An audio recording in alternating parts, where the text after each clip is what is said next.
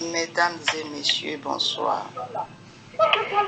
La vidéo qu'on a regardée de Madame Mireille qui était à l'hôpital devant, sur son lit de l'hôpital, est bel et bien décédée. La Camerounaise qui avait fait une vidéo pour demander l'aide de ses amis, de sa communauté. Voilà, j'ai trouvé les camarades, les sœurs, même les médecins qui étaient avec Madame Mireille. Voilà, c'est ce qu'on va suivre tout à l'heure.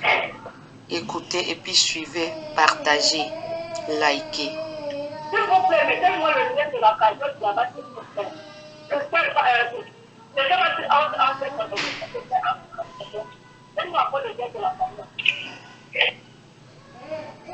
Voilà.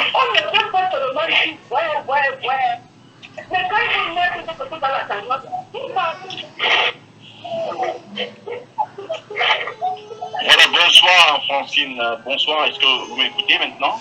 Oui, je vous entends très bien, Collins. Bonsoir à tout le monde. Voilà, on va dire bonsoir à tout le monde et on va dire bonsoir à tous nos auditeurs.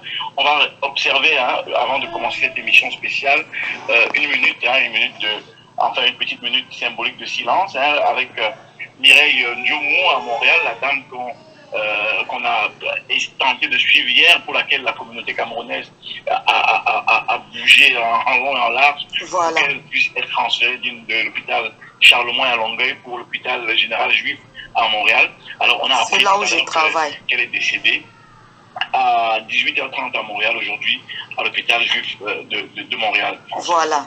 D'accord, alors on garde une minute de silence, puis on refait le topo, peut-être revenir un peu sur ce qui s'est produit de la journée. D'accord. Il est rentré à l'hôpital. Alors une minute de silence pour Mireille Ndioumou. Ok. Voilà, la madame est là. Elle était toute belle, mais en voyant sa vidéo sur les lits de l'hôpital, c'était vraiment grave. Tu ne peux pas imaginer que non, c'était la dame en question. Regardez Madame Mireille. Elle est décédée hier. Hier, c'était comme lundi. Hier, c'était le lundi. Je pense qu'elle avait fait la vidéo comme samedi ou bien dimanche. Je ne sais pas. J'ai fait l'effort de trouver la communauté camerounaise. Une minute de silence pour Madame Mireille. Elle a laissé derrière elle des enfants. Je ne sais pas, 2 ou 3. Minute de silence.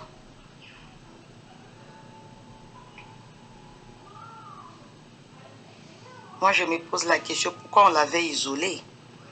Pourquoi on l'a isolée? Elle avait un problème.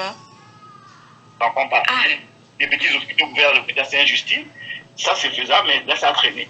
Finalement, la pression a fait qu'ils ont accordé le transfert s'est fait.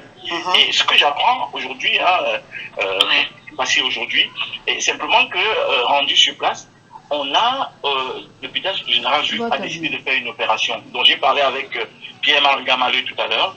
Et il me disait qu'à la suite de l'opération, justement, Mireille ne s'est pas réveillée. Elle est tombée dans un coma, elle ne s'est pas réveillée. Parce que hier, quand on lui parlait, on lui avait demandé comment est-elle. Est-ce que vous pensez que sa santé s'améliore?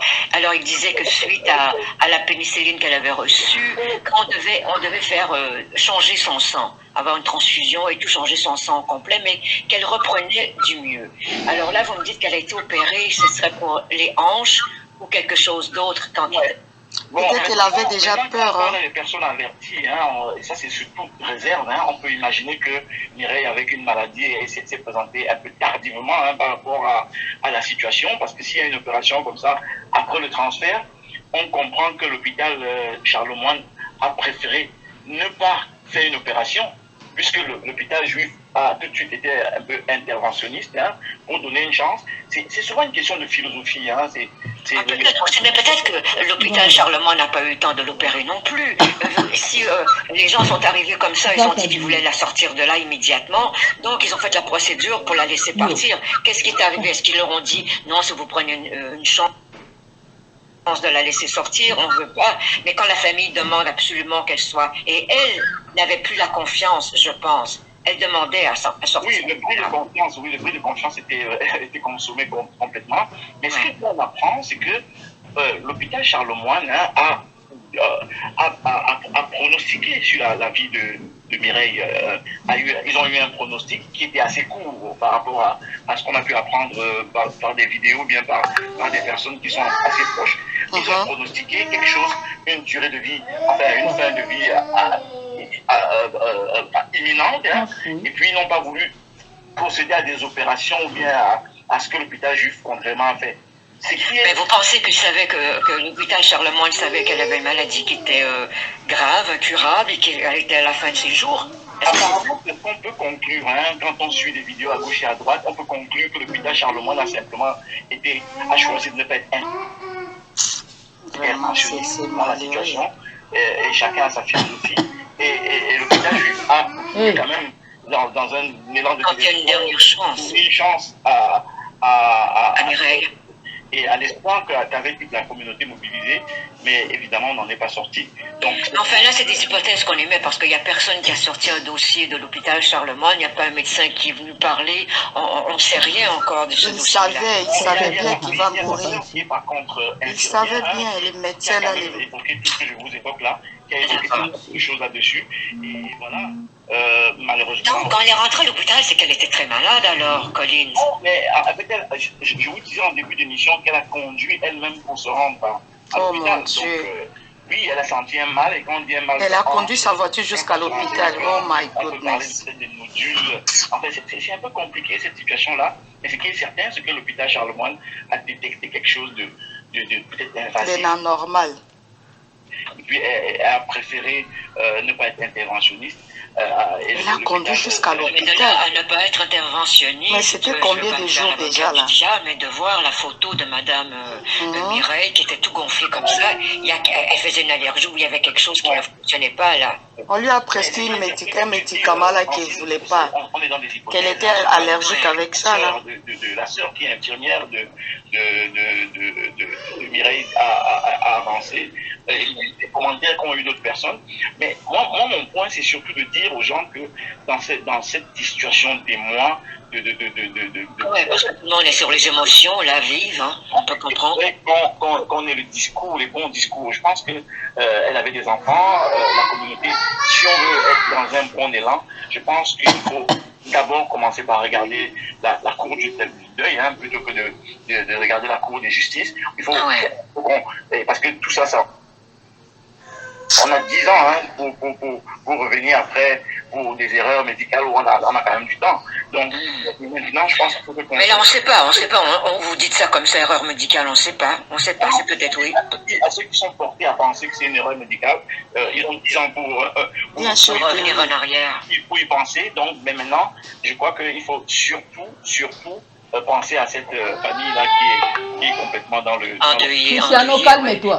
Je pense qu'elle avait des jeunes enfants parce que son discours sur le lit d'hôpital et son appel de SOS, c'était que je ne veux pas mourir ici, je veux voir mes enfants. Voilà. Mais vous savez, je ne sais pas, là, on a vu cet appel de SOS là, on a vu aussi il y a quelques mois ou quelques semaines qu'il y avait eu de la maltraitance d'une autochtone qui avait fait une vidéo aussi. Exactement, et qui avait, je pense qu'elle avait aussi gonflé, ou bien je ne sais pas trop, mais... Oui, tout à fait, vous avez raison, Pauline.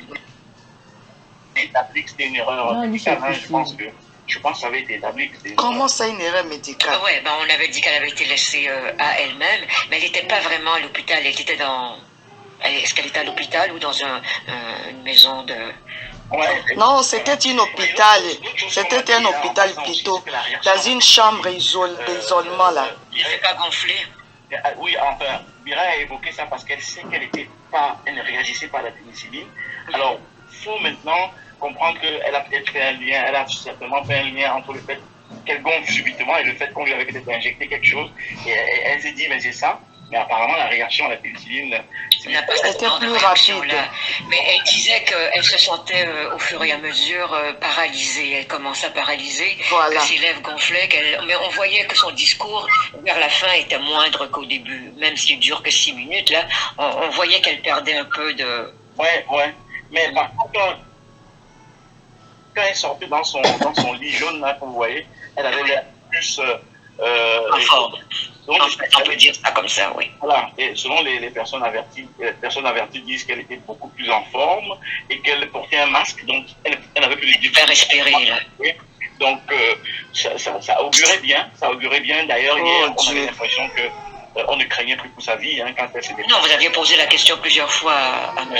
Gamaleu, puis il disait que non, elle semblait, elle était rentrée très bas hein, sur la pente en descendant, mais là qu'elle semblait reprendre du mieux. Mais c'est pour vous dire, hein, la santé et la maladie, on ne peut pas savoir. Quelquefois, ça arrive très subitement et puis bon. Très rapide, c'est ça. Il faut qu'on rassure la communauté, il faut qu'on dise à la communauté, écoutez, on a 10 ans pour regarder tous les aspects juridico, légal ou bien médical, et il y a des moyens ici vraiment indépendants, que ce soit l'autopsie. Si on peut faire des médecins légistes ne sont pas des amis, c'est pas